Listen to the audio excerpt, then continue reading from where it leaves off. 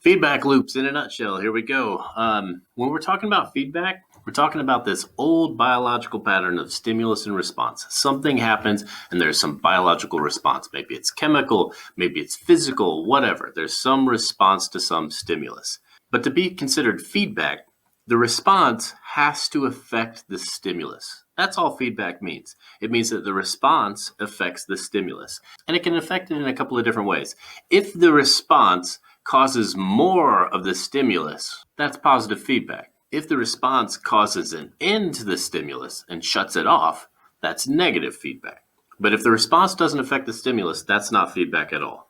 When we're looking at negative feedback, it's almost always homeostasis related. It's going to be something that we're maintaining. This is something we're always doing. We don't ever stop really with the negative feedback. Your body temperature is constantly being managed all day. It goes too high, we bring it back down. It goes too low, we bring it back up. Your blood sugar goes too high, we bring it back down. It goes too low, we bring it back up.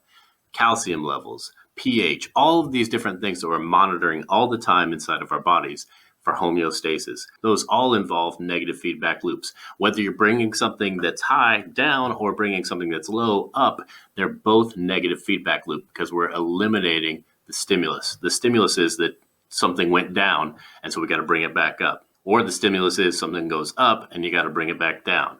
Those are still negative feedback loops. The response causes the stimulus to go away. Now, with a positive feedback loop, we're going to be doing something to completion. So we're talking about things like childbirth, peeing. I can't think of any examples besides childbirth and peeing.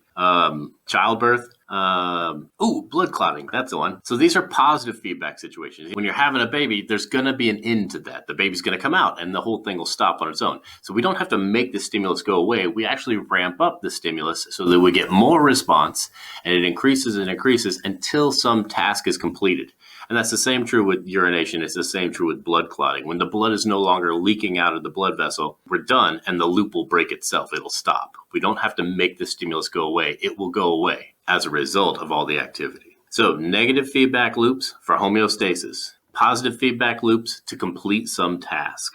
The question you always want to ask is, how does the response affect the stimulus? If it makes it more, it's positive. If it makes it less, it's negative. Don't get confused about levels going up or down. It has nothing to do with that. That's feedback loops in a nutshell.